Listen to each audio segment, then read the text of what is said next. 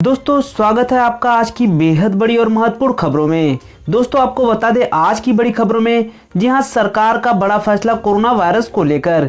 इसके अलावा आपको बता दें मोदी जी ने आज संपूर्ण भारत के लिए लॉकडाउन को लेकर कई अहम फैसले लिए हैं। इसके अलावा आपको बता दें अब शराब की होम डिलीवरी होगी, साथ ही आपको लेने के लिए टोकन से लेना होगा। इसके अलावा आपको बता दें कश्मीर में ऑनलाइन क्लास शुरू हो गई है। जी हाँ, इसके अलावा आपको बता दें विशाखापट्टनम में गैस प्लांट में गैस लीक हो गई है। जी हाँ, जानेंगे सभी खबरें विस्तार से।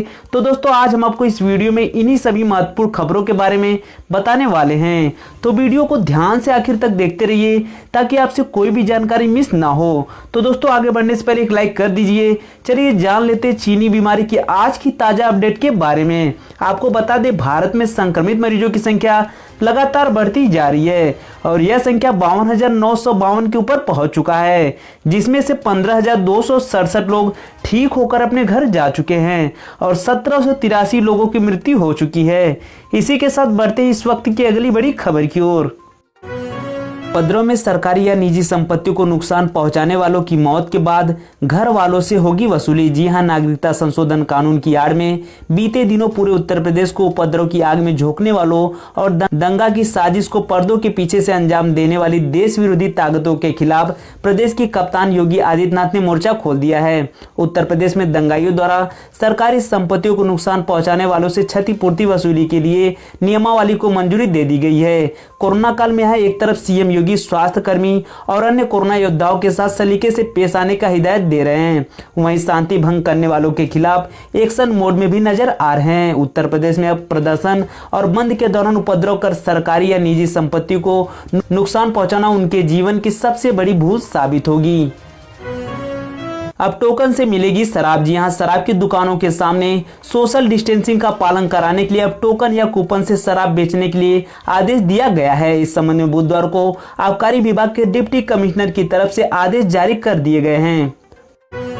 भारत ने पाकिस्तान को दिया तगड़ा झटका, पीओके को लेकर कही है बड़ी बातें। जी हां, भारत ने पाकिस्तान को एक बार फिर से तगड़ा झटका दिया है। दरअसल भारत के मौसम विभाग ने जम्मू एंड कश्मीर के अपने मौसम संबंधी सब डिवीजन का उल्लेख जम्मू और कश्मीर, लद्दाख, गिलगित बल्तिस्तान और मुजफ्फराबाद के रूप में करना शुरू कर दिया है। बता दें कि मुजफ्फराबाद पाकिस्तान अधिकृत कश्मीर का हिस्सा, जबकि गिलगित बल्तिस्तान के इलाके पर पाकिस्तान का गैर कानूनी कब्जा है। भारत के विदेश मंत्रालय ने कहा कि पाकिस्तान को बता दिया गया है कि गिलगित बल्तिस्तान सहित पूरा जम्मू कश्मीर और लद्दाख भारत का अभिन्न अंग है और पाकिस्तान को अपने अवैध कब्जे से इन क्षेत्रों को तुरंत मुक्त कर देना चाहिए। उधर पाकिस्तान के उच्चतम न्यायालय ने हाल ही में अपने आदेश में कहा था कि गिलगित बल्तिस्तान में अब चुनाव कराए जा सकते हैं। पाकिस्तान के सुप्रीम कोर्ट के इस फैसले पर भारत ने कड़ी आपत्ति जताई थी।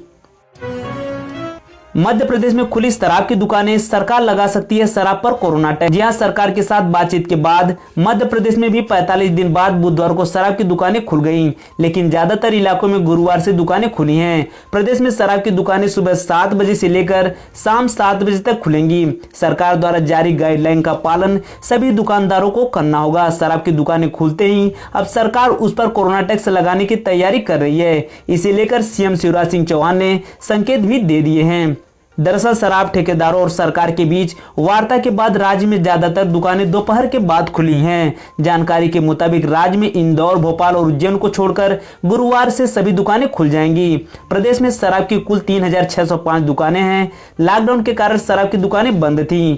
इससे प्रदेश की सरकार को 1800 करोड़ रुपए का नुकसान हुआ है। शराब ठेकेदारों की मांग पर सरकार की तरफ से कहा गया है कि निर्णय के बारे में हम आपको जानकारी देंगे। सभी दुकानों को कोविड-19 के लिए जारी गाइडलाइन का पालन करते हुए खोलना है। बुधवार को कई जगहों पर शराब की दुकानों के बाहर लोगों की लंबी लंबी कतारें नजर आईं। दुकानदारों ने दुकान के बाहर सोशल डिस्टेंसिंग का पालन करवाने के लिए गोल गोल घेरा बनाया हुआ है।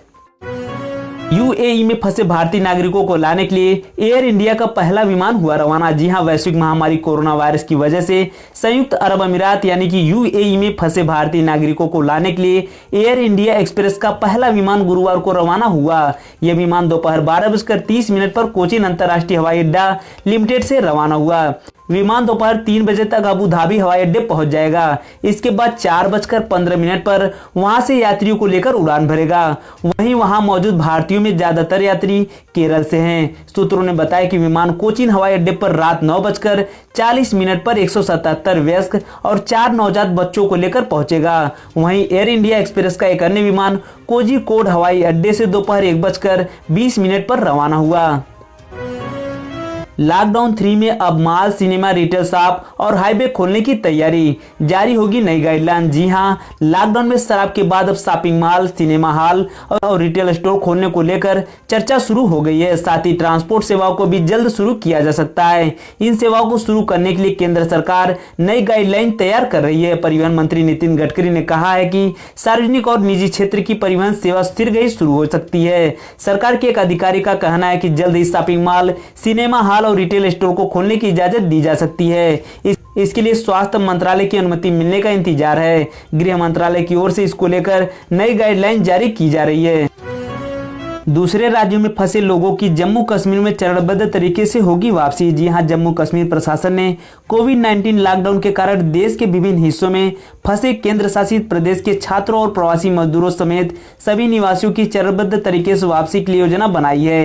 एक प्रवक्ता ने बताया कि प्रशासन ने कहा कि लौटने वाले सभी लोगों को कोरोना वायरस के लिए जाँच की जाएगी। राजस्थान सरकार ने अंतर्राज्यीय सीमाएं कर दी सील, बिना अनुमति प्रवेश नहीं। जी हां, देश में कोरोना वायरस संक्रमण के मामलों में तीव्र बढ़ोतरी के बीच राजस्थान सरकार ने राज्य की अंतर्राज्यीय सीमाएं सील कर दी हैं। अब कोई भी बिना अनुमति के राज्य में प्रवेश नहीं कर सकेगा। मुख्यमंत्री अशोक गहलोत के अनुसार गत दिनों में देश के कई राज्यों में कोरोना संक्रमितों की संख्या में अधिक वृद्धि हुई है। देश में बीते 3 दिन में 10,000 मामले सामने आए हैं। देश के अन्य राज्यों से भारी संख्या में बिना अनुमति के लोगों के प्रवेश की संभावनाओं के मद्देनजर सीमाएं सील करने का फैसला लिया गया है। उन्होंने बृहस्पतिवार को ट्वीट किया कि प्रदेश की अंतर्राज्यीय सीमाओं से व्यक्तियों के प्रवेश को रोकने के लिए राज्य सरकार द्वारा तुरंत राज्य की सभी अंतर्राज्यीय सीमाओं को सील कर रेगुलेट किया जाएगा, जिससे राज्य सरकार द्वारा निर्धारित प्रक्रिया अपनाकर आधिकारिक व्यक्ति ही राज्य में प्रवेश कर सकें। अब तक 163 विशेष रेलगाड़ियों के जरिए 1,60,000 मजदूर पहुंचे अपने अपने घर। जी हां, देश के अलग अलग राज्यों में फंसे प्रवासी मजदूरों को अपने अपने घर भेजने के लिए भारतीय रेलवे लगातार कोशिश कर रहा है। गुरुवार को रेलवे ने बताया कि 1 मई से लेकर अब तक देश भर में 163 श्रमिक स्पेशल ट्रेन चलाई गई हैं। रेलवे के आंकड़ों के मुताबिक अब तक 1,60,000 प्रवासी मजदूरों को अपने अपने निर्धारित स्टेशनों तक भेजा जा चुका है। प्रियंका ने पीएम मोदी पर साधा निशाना, कहा भगवान बुद्ध की वाणी दोहराना काफी नहीं, अमल भी करे सरकार। जी हां, प्रधानमंत्री नरेंद्र मोदी ने गुरुवार को बुद्ध पूर्णिमा के अवसर पर कहा कि बुद्ध के बताए 4 सत्य यानी दया, करुणा, सुख दुख के प्रति संभाव और जो जैसा है उसको उसी रूप में स्वीकारना, ये सत्य निरंतर भारत भूमि की प्रेरणा बने हुए हैं। वहीं पीएम मोदी के संबोधन के कुछ देर बाद ही कांग्रेस महासचिव प्रियंका गांधी वाड्रा ने केंद्र सरकार पर निशाना साधा। उन्होंने कहा कि सिर्फ भगवान की वाणी दोहराना काफी नहीं है, सरकार को उस पर अमल करके दिखाना होगा। विशाखापत्तनम गैस कांड पर राष्ट्रीय मानवाधिकार आयोग सख्त, राज्य और केंद्र सरकार को भेजा नोटिस। जी हां, विशाखापत्तनम की एक फार्मा कंपनी में गैस लीकेज मामले में राष्ट्रीय मानवाधिकार आयोग ने आंध्र प्रदेश सरकार और केंद्र को नोटिस जारी किया है। विशाखापट्टनम में गुरुवार को केमिकल प्लांट में जहरीली गैस लीक होने से इलाके में हड़कंप मच गया। इस घटना में अब तक 10 लोगों की मौत हो चुकी है। वहीं 300 से ज्यादा लोगों को हॉस्पिटल में भर्ती कराया गया है। इनमें से कई बुजुर्ग और बच्चों की हालत बेहद गंभीर बताई जा रही है। गैस लीकेज से प्लांट के आसपास के 5 गांव प्रभावित हुए। घटना पर प्रधानमंत्री नरेंद्र मोदी ने राष्ट्रीय आपदा प्रबंधन प्राधिकरण की एक आपातकालीन बैठक बुलाई। गैस से प्रभावित तकरीबन 70 लोगों को इलाज के लिए किंग जॉर्ज अस्पताल में भर्ती कराया गया।